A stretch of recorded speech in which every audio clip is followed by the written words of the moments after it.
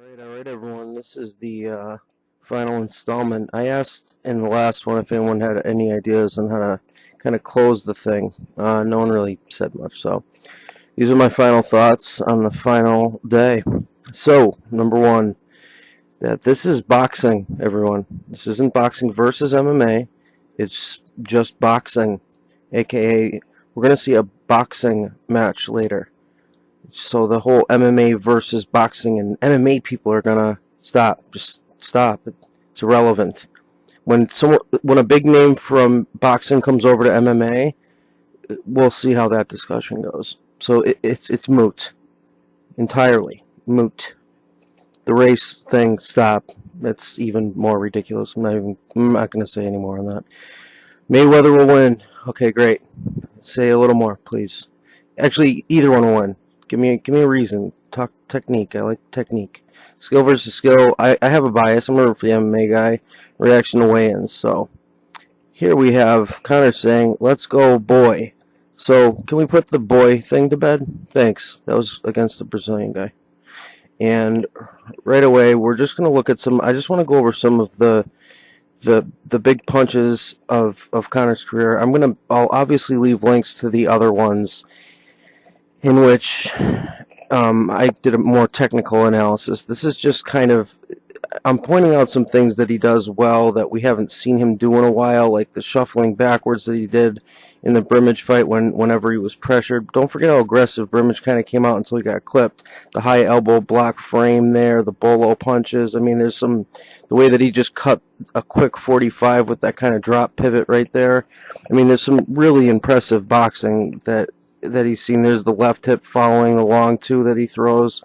Holloway semi slipped it. There it is again. See, he kind of leaps into his two sometimes. There's the Nassim wave.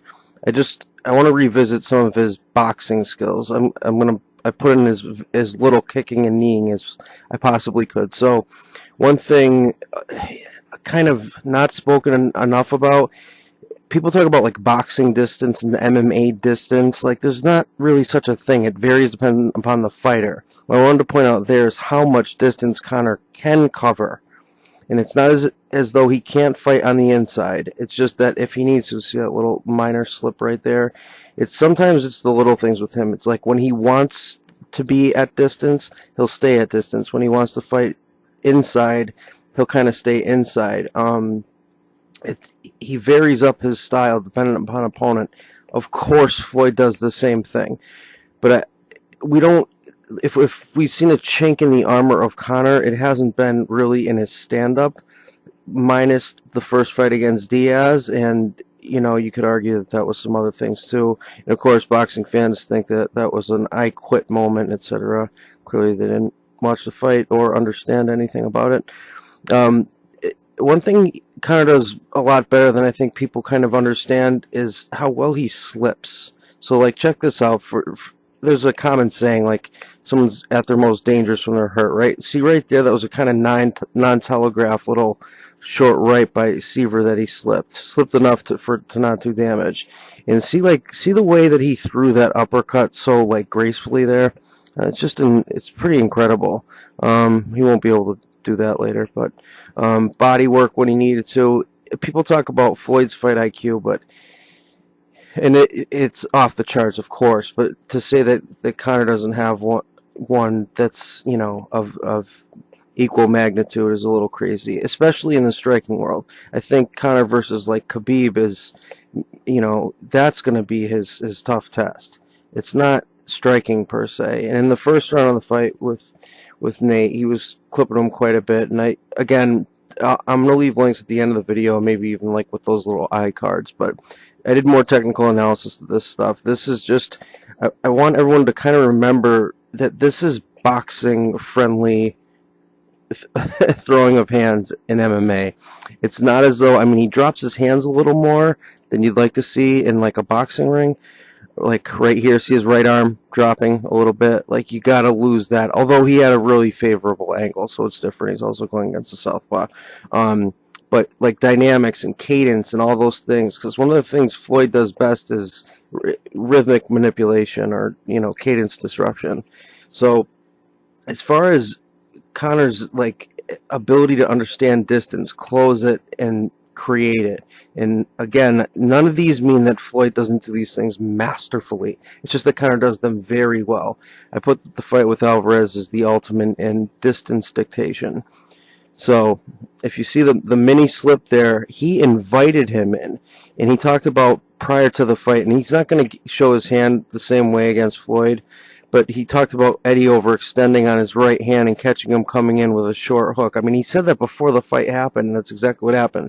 So if you see here, like, look at how his foot is. Like, he's not going outside. He's staying either perpendicular to his foot, or he'll come a little bit inside in order to land that left, all the meanwhile circling his left hip around in order to hit him.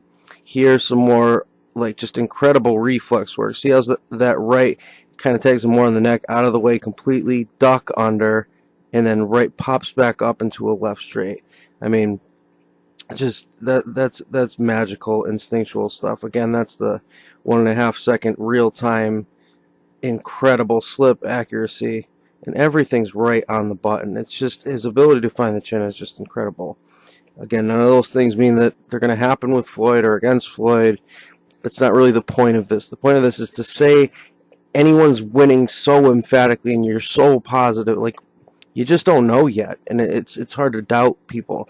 Perception: Floyd never gets hit. My take: seldom hit, but he has a wonderful chin. People don't talk to him about that enough. Perception: southpaws give Floyd the most trouble. My take: infighting and counterpunching do. So, infighting right here. And Floyd's excellent at infighting, but it seems like the times that he's been caught the most have been from either at close or kind of a tricky / awkward punch. There, Canelo caught him pretty well, but look at the recovery. I mean, it's pretty incredible. There with Hatton out, looked a little stumblish. That one really cracked him. Floyd put him in a standing one-arm Kimura afterwards.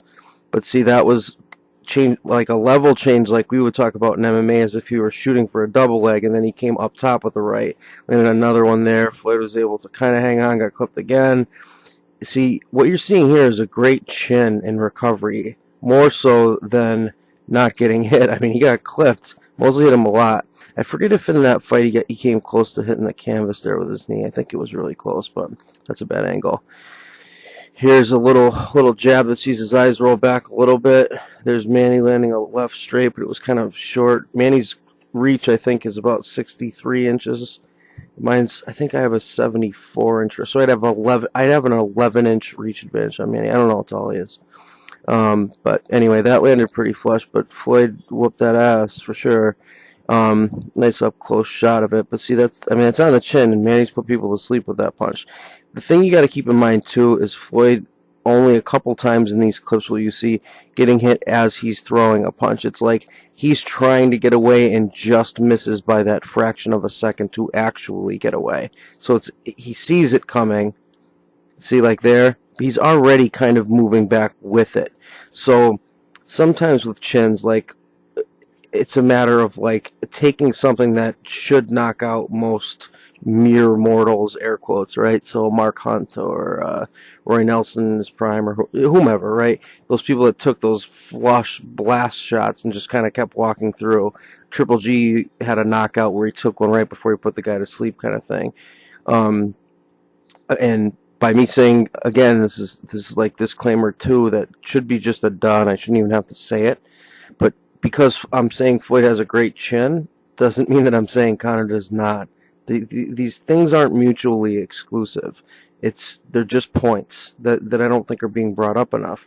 When people talk about Floyd not getting hit, Floyd gets hit. He's been hit. I mean, if you watch Roy Jones first, up until, God, you'd have to go like to the Tarver fight before anyone really landed on him in any significant way, right? Tyson's first probably 25 fights, no one landed with significance. I mean, these are significant shots, but Floyd's recovery is just absolutely incredible, and to not kind of look at it that way is a disservice, I think. So I just put here, it's just the recovery, and this is pretty boy Floyd, but it's kind of insane. I mean, this guy was landing at will. Forgive me for forgetting his name. Davis, I don't exactly remember. But the point being, if you notice throughout the duration of this, how often this guy was landing pretty flush. Look at that. I mean, that is a blast of a punch there, and that's one of the few ones that Floyd wasn't rolling with at all. He took that clean, clean, clean there again, but he's moving a little bit with it, which is it's a different thing. So I think we need to give Floyd's chin a little credit. So the new footage with I don't know what's up with this guy, really. I can't figure him out, but I saw a couple of things I thought were noteworthy because these angles are kind of what I wanted to see, like how he was setting things up. That was kind of the right hand being low to set up the left straight, and again there with the right hook to finish off. Look at how he has the right hand and cuts that 45 by dragging his rear leg to his backside in order to create that, and there it is. And then saying, meet me back in the center. Now, the traditional stance thing, I touched on this in the last one as far as if Conor has a chance, how.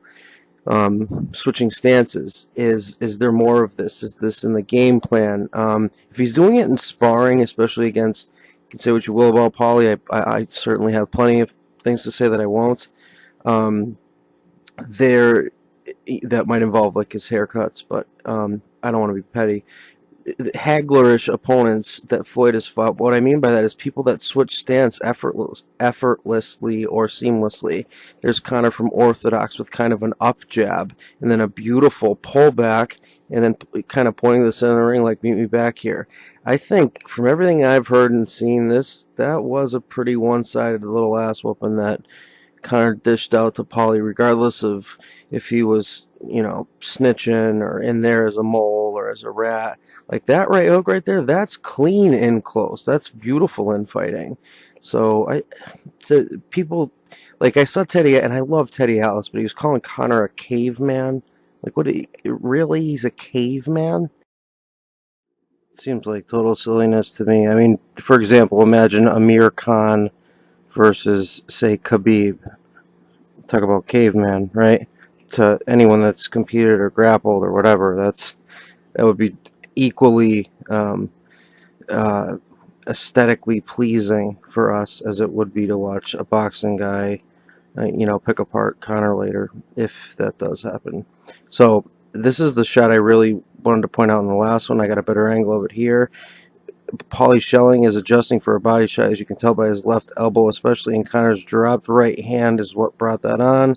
And boom, he was cutting an angle to his own right, to Paulie's weak side in order to set that up. But that's how he set up that beautiful right straight. He absolutely sold a low shot with his pronated hand, which started higher than that, by the way. But you could tell by Paulie's reaction that he was ready to embrace a body shot. Anywho, weigh-ins were fun. I don't think we should draw too much from it, other than the one-sided crowd. Incredible, really. Floyd's calmness versus Conor's craziness. TB kind of a play on words, more to be expected, right? Maybe. Conor usually does that madness. Floyd used to get in people's faces at weigh-ins, though, so that was a little different. And Floyd, of course, had his lifts on to look a little taller. But in reality, Conor's only listed as an inch taller than Floyd, so we'll see. Listen to this crowd, though. Pretty incredible, pretty telling. Not lacking in confidence, that's for sure. But it is a little odd. I mean, it doesn't look phony to me per se, and although I do have some formal education on social psychology, it's tough to read a sociopath at times. It's tough to tell with Floyd, honestly. What's noteworthy, if anything, here is the deafening silence that people just, as always, have kind of rooted for him to fail. The fact that he was calling Conor, I think, a female dog and of the JJ, and I have to use those words. Thank you, YouTube. My law of censoring my speech. By love, I mean hate. And I think the hat and shoes are just absolutely hilarious. Like, why every time they face off does he have to have this flat brim, probably made of granite, brim on? Is that so Conor can't get any closer? There's certainly an aggressor here, and I don't think, is there ever a moment that Conor's at a loss for words? I mean, you don't find that often. Floyd's kind of bouncy there. If you watch like his weigh-ins, I think it was with Victor Ortiz. He was super aggressive, and you certainly didn't see it there. So I said, let's just all enjoy the show. Everyone's like arguing. That's all I see is arguments. What are you trying to win? If you bet money, okay, great. Tell me you bet 15K on Mr. X and what you stand to win. Awesome.